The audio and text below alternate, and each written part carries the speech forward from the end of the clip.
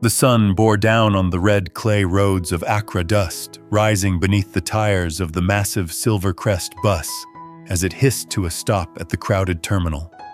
Passengers disembarked in waves, some clutching old sacks, others chatting into smartphones.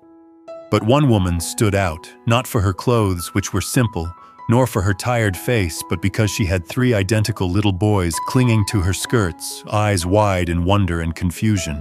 Jaliyah stepped down slowly, tightening her grip on Kobe's small hand. The triplets had been quiet most of the journey, sensing their mother's tension, but now their curiosity flared. Kato stared up at the towering buildings while Kwam tugged on her dress. "Mommy, is this where Daddy lives?" he whispered. Jaliyah hushed him quickly, scanning the terminal. Her heart pounded. This was not how she imagined returning to the city she once fled. Her childhood friend Luna had promised to meet her, but the crowd was thick and fear crept in like smoke. Then the guards came. 2 men in navy uniforms approached swiftly. "Excuse me, madam. We were instructed not to let you leave the premises." Jaliyah's back straightened. "What? Why, I just got off the bus." The taller one glanced at her sons, then lowered his voice. "Our boss, Mr. Kweku Mensah, received word you were arriving, with children. He asked us to verify something before you're allowed to go." The name hit her like cold water. Kweku. He knew. Somehow, after all these years, he found out. One of the triplets, Kobe, looked up at the guard and said innocently, "Are you taking us to Daddy?" The guards froze. In the distance, a black Mercedes screeched into the terminal, hazard lights flashing. A man stepped out, tall, powerful, and familiar. Kweku. His jaw clenched as he strode across the pavement toward them, eyes locked on Jaliyah and the 3 little boys surrounding her like satellites. "What's the meaning of this, Jawa?" Jaliyah demanded, stepping protectively in front of her children. "You're scaring them." "Stand down," Kweku barked at the guards, who backed away instantly. He stopped a few steps from her disbelief and something like rage burning in his eyes. But before he could speak, one of the boys broke away. "Daddy, you're here. Is this the surprise?" Kwam cheered, throwing himself at Kweku's legs. Kweku staggered, caught off guard. The second boy followed, hugging him tightly. Then the third. All 3, wrapping themselves around a man they barely knew but had heard stories about. A man whose photo their mother had kept hidden in the back of a drawer, whispering his name in prayer. Kweku was speechless. He looked down at them and then up at Jaliyah, eyes wide. No test needed, no questions. They looked exactly like him, like his childhood photos. "Get in the car," he said firmly. Jaliyah crossed her arms. "You don't get to give me orders." "I have rights too," he snapped. "If these are my children, you stole 5 years of their lives from me." Her chest tightened. She wanted to scream that he was the one who banished her, that his silence, his cruelty had pushed her away. But her boys were watching. Their tiny hands clung to Kweku's trousers, smiling up at him like he was a dream come true. She had no choice. She followed them into the car. The ride to his mansion was silent but suffocating. Kweku kept glancing at the rearview mirror, as though memorizing each boy's face. Jaliyah sat rigid in the front seat, arms folded tightly. "You're going to explain everything, woman," he growled. His voice still carried the same weight it did the last time she saw him, when he kicked her out with nothing but a suitcase and a swollen belly. When they arrived at the sprawling estate nestled in the hills, the boys gasped. "Wow. This is your house, Daddy?" Kato asked, eyes wide. "Not anymore," Kweku replied, softening slightly. "It's all of ours now." "You hear that, Mom? This mansion is ours," Kobe beamed. Jaliyah said nothing, her heart heavy. She didn't want her children mistaking luxury for love. Not again. Inside, she was greeted not by warmth, but by cold stares. And soon, a ghost from her past walked in. "Who are these kids?" Amira Kweku's glamorous fiancé asked with a sneer. "And what does this mean?" Before Kweku could answer, Kobe piped up. "We're Daddy's kids, and this is Mommy." Silence dropped like a bonbon. Amira's eyes widened, her lips twisted. "You're lying," she hissed at Jaliyah. Jaliyah said nothing. She had no energy for this war. Later that night in the guest room she was assigned, Jaliyah watched her children sleep. She stroked their curly heads, whispered blessings. Then she stood by the window, staring out into the moonlit garden. Kweku was out there pacing, wrestling with truths he'd ignored for too long. A knock startled her. He entered quietly, his face unreadable. "Why didn't you tell me? You wouldn't have believed me," she replied, voice trembling. "You didn't even try." "You told me to disappear," she whispered. He paused, guilt flickering in his eyes. "They're amazing kids." "Yes," she replied. "They're my life." "I can see that."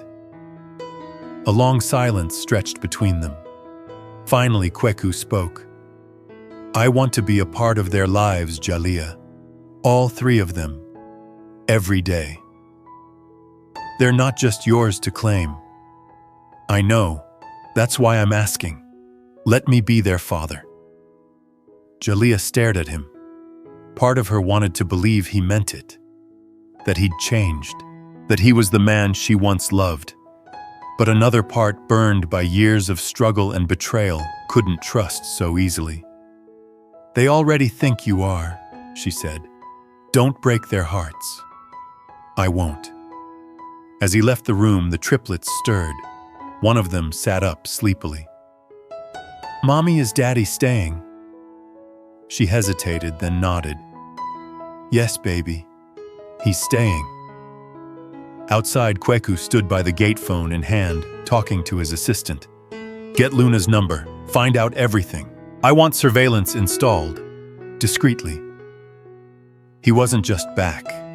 He wanted answers. And he was willing to tear open every old wound to get them. But what he didn't know was that the truth would hurt him more than it ever hurt her. The next morning, the household stirred early. A maid opened the curtains in the guest room and sunlight spilled onto the oversized bed where the triplets lay tangled like kittens around their mother. Jaliyah sat on the edge of the bed, tying Kobe's shoelaces while humming softly. Her eyes were tired, but her hands were steady. She had been doing this alone for 5 years. This part was familiar. This part was safe. "Mommy, are we going to school today?" Kato asked, rubbing his eyes. "No, sweetheart. Not today," she replied, kissing his forehead. "You're staying with me." From the hallway, voices grew louder. Amira's sharp heels clicked against the marble floor, each step slicing through the silence. Jaliyah tensed. She could feel it in her bones. The storm was coming. Amira didn't bother knocking. She burst into the room, eyes flaring. "So this is what you do, parade your kids around like trophies to get him back?" Jaliyah stood slowly, motioning for the children to sit on the bed. "Lower your voice. They're just children." "Oh, please," Amira scoffed. "You think you're clever, showing up like some long-lost heroine in a soap opera. Don't forget who Kweku belongs to now." "I'm not here to fight," Jaliyah said calmly. "I'm just here for my sons." Amira moved so fast, Jaliyah barely had time to react. A loud slap echoed through the room. The boys froze. Jaliyah didn't flinch. She simply touched her cheek, turned slightly, and stared straight into Amira's eyes. "That's the last time you lay a hand on me." "Oh, I haven't even started," Amira snarled. "You think having his children gives you rights? You're a stain, an embarrassment." Jaliyah's voice was ice. "Say whatever you want to me, but if you ever touch my children, I will become someone you'll regret." Amira smirked and backed away, but her eyes still burned with venom. "You're lucky Kweku is too soft now. But just know this is still my home. You're temporary." When she left, Kwam burst into tears. "Mommy, why did that lady hit you?" Jalia knelt and held him close. "She's confused, baby. That's all." Downstairs, Kweku was reviewing logistics with his assistant when his phone buzzed. A notification from the security system. The new hidden cameras had been activated. Curious, he opened the live feed from the guest room just in time to witness the slap. He froze. His hands clenched around the phone. "What's wrong, sir?" his assistant asked. "Nothing," he said, standing abruptly. "Clear my meetings, all of them." He stormed up the stairs, pausing at the door. He didn't knock. He entered just as Jalia was wiping her child's tear-stained cheeks. "What happened?" he demanded. Jalia didn't look at him. "Ask your fiancée. She hit you." Jalia's silence confirmed it. Kweku's breath came hard. His fists curled. Then he turned and left without another word. Amira was lounging on the balcony, sipping coffee like nothing had happened. He didn't hesitate. "Get your things, you're leaving." Amira laughed. "Excuse me, you heard me. You're kicking me out over that woman." "I'm kicking you out because you assaulted the mother of my children, because you lied, manipulated me, sent fake photos. I know everything, Amira." Her face drained of color. "You installed cameras," she gasped. "Thank God I did." She tried to reason. "We can fix this. We're engaged." "No, we were engaged, and now we're nothing." Security arrived seconds later. Kweku didn't even have to call them. They had been waiting. He handed them her packed bag from earlier. "Escort her out, and make sure she never comes near this property again." Amira shrieked. "You're throwing away your future for some washed-up actress and her best." "Not another word," Kweku warned. "Or I'll make sure your name is dragged through every court in the country." The door slammed. Silence fell across the mansion. Back in the guest room, Jalia sat by the window, staring blankly. The boys were napping. Her cheek still burned. She touched it gently, not from the pain, but from the memory. The last man who slapped her was Kweku himself 5 years ago. Now he was defending her. She didn't know what to believe. That night, Kweku stood outside her room with a tray in his hands, breakfast for the next day, ready early. Macaroni soup just like she used to make. He knocked softly. She opened the door, slightly hair loose over her shoulders, eyes wary. "I brought this for the kids," he said. She nodded, reaching out to take it. But he didn't let go right away. "I'm sorry," he whispered. Jalia blinked, surprised. "For everything. For 5 years of silence. For never once asking if you were okay. I failed you, and I failed them." Her throat tightened. "I saw the footage," he continued. "Not just today. Everything. The phone call with Luna. Your tears. Your fears. I didn't want your pity," she whispered. "It's not pity. It's guilt, shame, and love." Her eyes flickered. "Let me earn back what I lost. Not just for the kids, but for you too. You can't just flip a switch and undo 5 years." "I know," he said. "But maybe we can start with one step. Breakfast, then the next, then maybe a walk, a bedtime story, a smile." Jalia bit her lip. From behind her, little Kobe's voice called, "Mommy, is that Daddy?" She turned. "Yes, baby. Daddy brought you soup." "Yay!" The boys all jumped up, running to the door. Kweku knelt, and they tackled him, wrapping arms around his neck, legs, shoulders. "Daddy, can we sleep in your room tonight?" Kato asked. Kweku laughed. "If Mommy says yes." All heads turned to her. Jalea sighed deeply, then nodded. That night, the triplets snuggled into the massive bed in Kweku's master suite. Jalea lay at the edge, body stiff, but her eyes never leaving the ceiling. Kweku watched her from the far side of the bed, then turned to the boys. "Good night, my princes." "Good night, Daddy," they chorused. In the dark, Jalea whispered to herself, "Don't fall again. Don't forget who he was." But a tiny voice from across the room said, "He's different now, Mommy. I can feel it." She looked at her son. "Sometimes children can see what adults can't," he added sleepily. Jalea wiped her cheek quietly, and somewhere in that moment, for the first time in years, her heart began to wonder if forgiveness could live where pain had once buried love. The morning sun spilled gently through the gauze curtains, casting a soft amber glow over the massive bed where Jalea and the triplets lay nestled under the silk covers. She had not truly slept, her body had rested, but her mind remained alert, haunted by memories she wished she could erase: Kweku's betrayal, the loneliness, the weight of raising 3 sons on her own. Yet somehow, last night, amid the warmth of shared soup, quiet apologies, and her son's innocent laughter, she had felt something she hadn't dared to feel in years. Hope.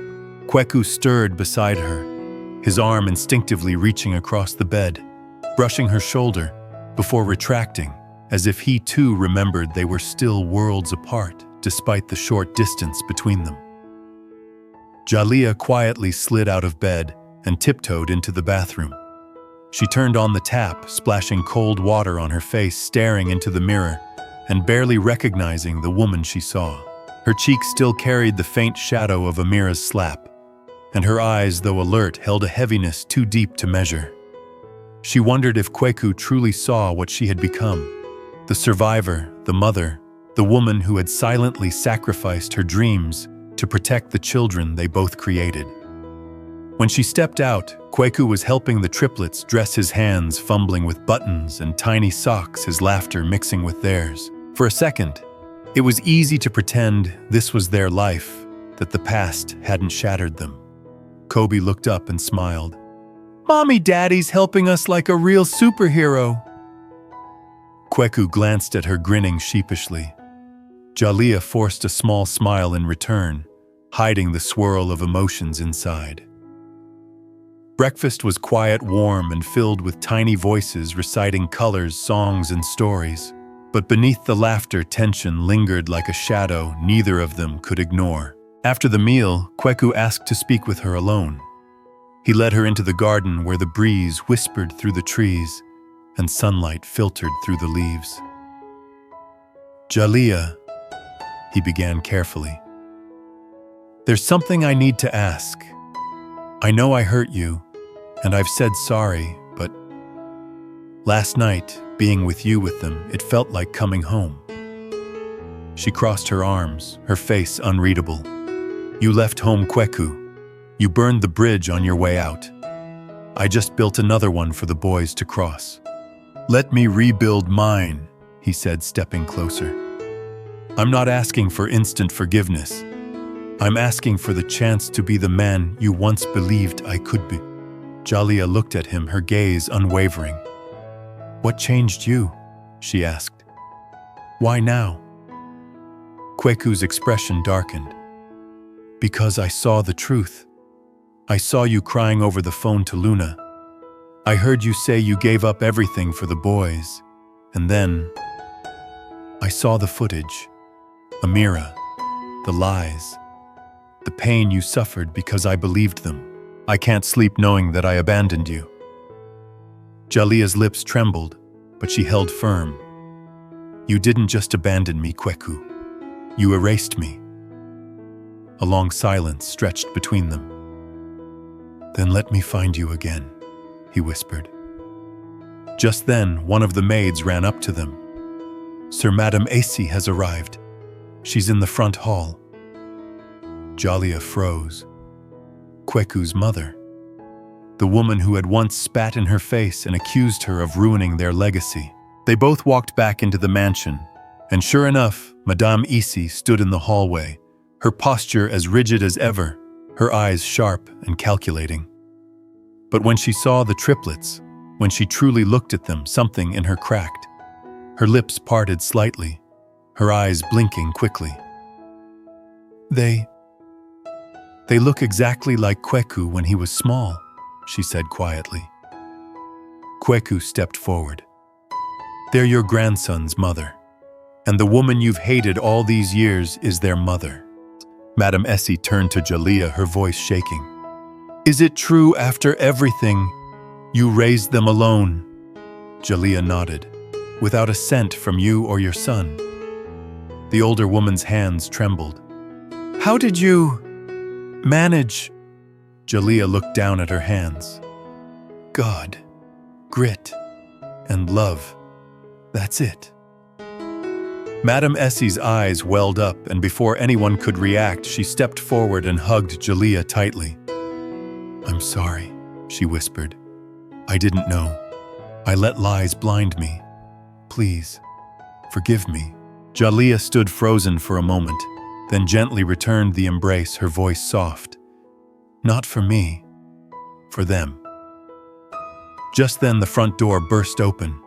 Amira stormed in, her face twisted with rage. So this is it. You're all going to play happy family now and forget what she did. What she did, Kweku exploded, pulling out his phone. Let me show you what you did. He played the hidden camera footage for everyone to see. Amira slapping Jalia, mocking her, cursing the children. The room fell silent, except for the sound of Amira's shame unraveling. Madame Essie stepped forward and slapped her across the face, her voice full of fury. You are no daughter-in-law of mine. Get out! Amira's face contorted in rage, but the guards were already at her side. You'll regret this, all of you! She screamed as she was dragged away. Jalia watched her go, not with hatred, but with peace. The truth, she whispered to herself, always comes out. That night, Jalia found herself sitting on the terrace watching the stars. Kweku joined her, quiet and hesitant. He reached into his pocket and pulled out a small velvet box. I know it's too soon, but I still want to give this to you, not as a demand, as a promise. She opened it, a simple gold ring with 3 tiny diamonds representing their sons. Her breath caught. I can't promise tomorrow, she said, but tonight, I won't walk away. He slipped the ring onto her finger. That's enough, he whispered. That's more than I deserve. And in the quiet night, surrounded by love, pain, forgiveness, and the slow mending of shattered hearts, Jalia let herself believe for the first time in years that maybe, just maybe, their story wasn't ending. It was only beginning again. The days that followed moved quietly, but beneath the surface, the mansion was changing. The triplets ran through the hallways like they had always belonged there, their laughter echoing off marble floors and carved ceilings. Kweku spent his mornings with them, teaching them to tie ties, showing them how to water the garden, even letting them sit on his lap during business calls. Jalia watched from a distance, arms crossed, heart guarded, but something inside her softened a little more with each passing day. He wasn't just showing up, he was staying. One evening, as the boys slept nestled together in their oversized room, Jalia stepped outside for fresh air and found Madame Essie sitting alone under the gazebo, sipping tea with a faraway look in her eyes. Jalia hesitated, then walked over. Madame Essie didn't look up at first. You remind me of my younger self, she said, but you're stronger than I ever was. Jalia sat across from her, unsure how to respond. I judged you too quickly and harshly. I was wrong. Jalia simply nodded. Your sons are brilliant, Madame Essie continued. They have your heart, but they have Kweku's fire, especially that one Kobe. He watches everything. Jaliyah smiled. Yes, he doesn't miss a thing. I failed you, the older woman said softly. But you didn't fail them. You're the reason this family still has a chance. Before Jaliyah could answer, they heard soft footsteps. Kweku approached carrying a bundle wrapped in soft cloth. You two talking about me, he teased. Madame Essie chuckled something no one had heard in years. Always. Kweku turned to Jaliyah, serious now. Come with me. There's something I want you to see. She followed him into his study where his laptop sat open. A paused video waited on the screen. I haven't told you this, well, he said, but I found the original files, the ones Amira used to frame you. They were doctored, badly. He pressed play. Side by side, the real footage and the edited versions played. In the originals, Jaliyah was alone or surrounded by strangers. The doctored versions inserted fake intimacy, stolen touches, suggestive angles. Jaliyah stared silent. I should have known, he whispered. I should have questioned it. She blinked back tears. I tried to tell you. And I didn't listen, he replied. But I'm listening now. He turned off the screen and faced her. Jaliyah, I want you to feel safe here. I want this house to feel like home for you, for the boys, for the child growing inside you. Her heart skipped. She had planned to tell him, but she didn't think he already knew. How? I overheard the boys. He smiled. Kobe thinks he's psychic now. He said he felt a sister coming. She laughed despite herself. They're convinced it's a princess. It is, he said, taking her hand. And I want you to know I'm here. This time I'm not walking away. Even if you never forgive me, even if you never love me again, I'll love you enough for both of us. She swallowed hard. Her guard was cracking. Her pain still lingered, but so did the memory of how much she once loved this man. I never stopped loving you, she said quietly. I just stopped trusting that love was enough. He leaned closer, eyes gentle. Then let me earn it back one day at a time. She didn't move away. That night they didn't kiss. They didn't touch. But when they left the study, his hand hovered near hers, and hers didn't pull away. The next morning, Jaliyah cooked breakfast herself, humming softly as the soup simmered. The maids offered help, but she declined.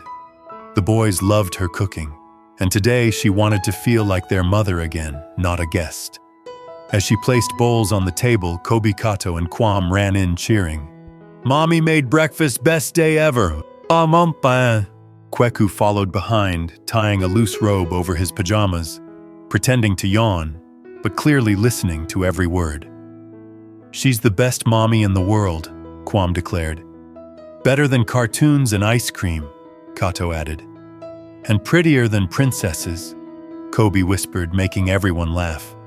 But just as they sat down, the front door opened. No one expected another guest. It was Amira. Again. This time she looked different, disheveled, desperate eyes wild. You think you've won?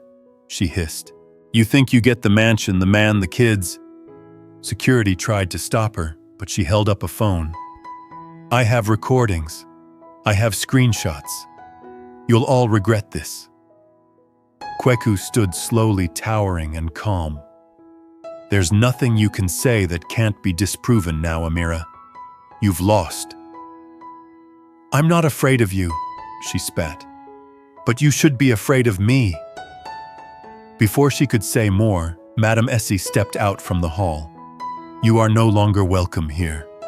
I've already filed a restraining order. Leave before I call the authorities. Amira's mouth opened in protest, but Jaliyah stepped forward too, not with anger, but grace. "You don't need to fight anymore," she said. "The story is over. You lost because the truth came out, not because I took anything from you." Amira's eyes darted between them, then lowered. For the first time, her voice cracked. "He loved me once." "He thought he did," Jalia said softly. "But real love doesn't need lies to survive." And with that, Amira turned and walked out. It was the last they saw of her. That evening, the family sat together in the living room. The triplets curled on the couch with books. Madame Ezi poured tea for everyone. Jalia leaned against Kweku, their hands entwined without hesitation. "You know," Kweku whispered, "we never did have a real wedding." "We had a real breakup," Jalia teased. He grinned. "Then let's balance the books." "What did you have in mind?" "A ceremony, with the boys, with our daughter. Maybe a beach. Maybe even the Vatican if you want." She smiled, resting her head on his shoulder. "One day at a time, remember? Starting now," he whispered, kissing her hand. And in that moment, surrounded by the family, they built through fire and forgiveness. Jalia finally believed that maybe, just maybe, she didn't have to be strong alone anymore. The wedding was simple, held under a golden sky by the quiet shores of Lake Bosomtwe. There were no flashing cameras, no press, no designers rushing about.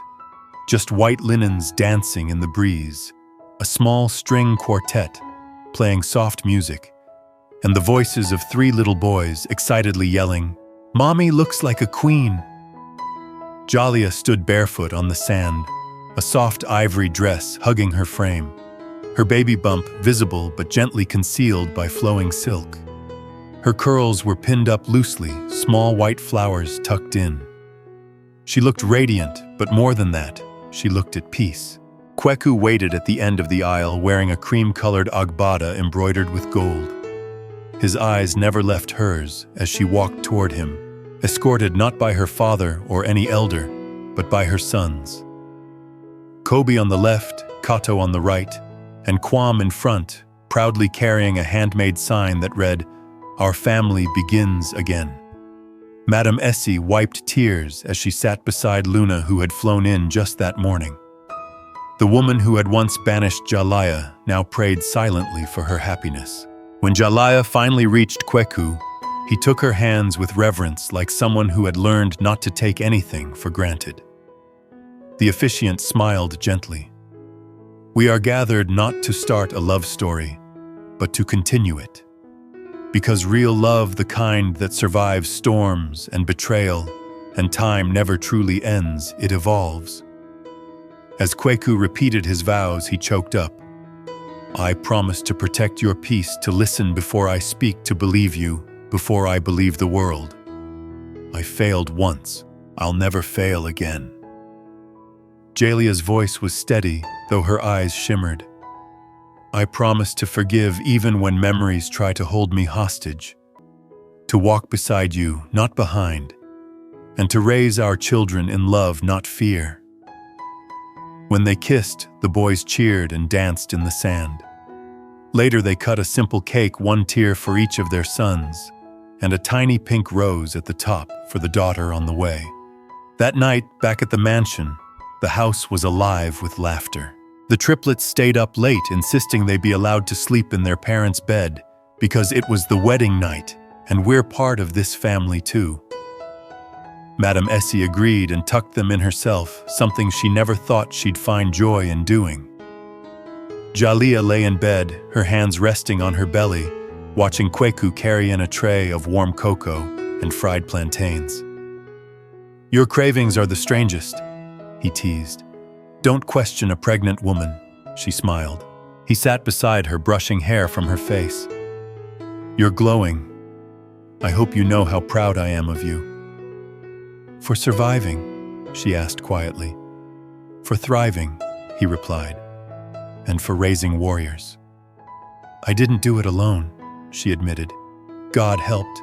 Luna helped. Even when I wanted to give up, I had to keep going. For them. And now, he said, placing a hand over hers, you don't have to fight alone anymore.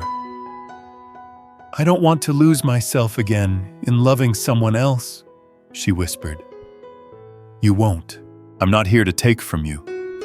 I'm here to stand beside you. She looked at him, seeing not just the man she once loved, but the father he was becoming, the softness in his gaze, the patience he showed their boys, the way he listened now, instead of assuming.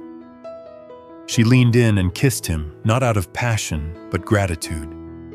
Then let's raise them right, she said. Let's teach them love that never uses force, forgiveness that doesn't forget, and strength that doesn't silence pain. And let's teach them, he added, that home is not just a place, it's a person. Months passed, and the baby arrived on a rainy afternoon. The sky was gray, but inside the hospital room everything was light. Kweku held Jalia's hand through the entire labor, whispering encouragement, brushing sweat from her brow, crying when he first heard their daughter cry.